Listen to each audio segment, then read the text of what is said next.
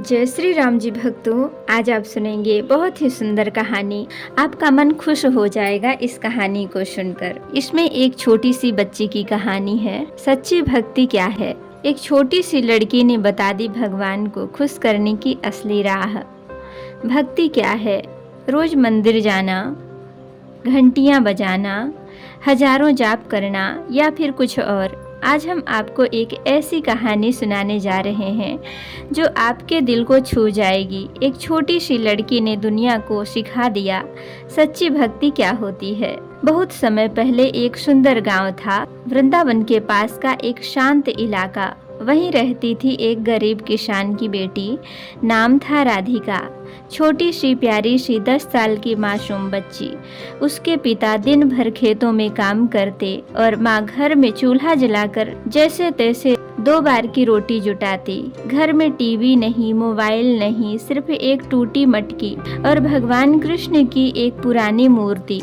राधिका रोज शाम को उस मूर्ति के सामने बैठती, आंखें बंद करती और अपने छोटे से मन से बात करती। कान्हा, आज भी माँ ने दूध नहीं पिया, तुम कुछ करो ना। राधिका को कभी पूजा पाठ करना किसी ने नहीं सिखाया। वो तो बस अपने मन की बातें भगवान से करती थी।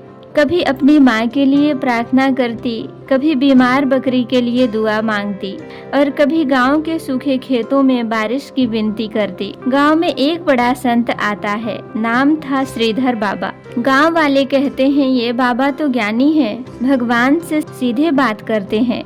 बाबा सबको एक दिन प्रवचन देते हैं। सच्ची भक्ति वही है जिसमें न दिखावा हो न स्वार्थ। भक्ति वो है जो दिल से निकले और सबके लिए निकले। राधिका चुपचाप सुन रही थी। उसे समझ में नहीं आया कि स्वार्थ क्या होता है, लेकिन उसका मन गवाही दे रहा था कि जो वो करती है वही भक्ति है। एक दिन गांव में अकाल पड़ता है। खेत सूख जाते हैं, लोग परेशान हो जाते हैं। कोई मंदिर में जाकर हवन करता है, कोई पंडित बुलवाता है, लेकिन बारिश नहीं आती। राधिका रोज अपनी मिट्टी की कटोरी में थोड़ा पानी रखकर कान्हा से कहती, अगर तू चाहे तो ये पानी भी बारिश बन सकता है। गाँव वाले हंसते हैं, पगली हो गई है, भगवान बच्चों की नहीं सुनते। लेकिन उस रात गरज के साथ पानी गिरने लगता है। चारों तरफ बारिश ही बारिश। सब लोग हैरान। बाबा कहते हैं ये किसी सच्ची प्रार्थना का फल है। बताओ कौन है जिसने भगवान को रुला दिया। दीपक में ये घी डालकर कान्हा को मुस्कुराते हुए देख रही थी। गांव में धीरे धीरे राधिका की भक्ति की चर्चा होने लगी। लोग उसके घर दर्शन के लिए आने लगते हैं। कुछ उसे देवी कहते हैं, कुछ चमत्कारी। लेकिन एक दिन एक अमीर ब्राह्मण आता है, स्वर्ण जड़ित माला, रथ में सवार, हाथ में भारी वेद। वह कहता है, भक्ति तो मुझे कहते हैं। मैं 100 बार गीता का पाठ करता हूँ, 20 मंदिरों में पूजा कर चुका हूँ। भगवान सिर्फ वेदों में खुश होते हैं, बच्चों से नहीं। बाबा मुस्कुराते हैं, तो चलो एक परीक्षा ली जाए। परीक्षा रखी जाती है, कौन भगवान को साक्षात प्रकट करवा सकता है। ब्राह्मण कई तरह की विधियां करता है, मंत्र, हवन, जाप, लेकिन कुछ नहीं होता।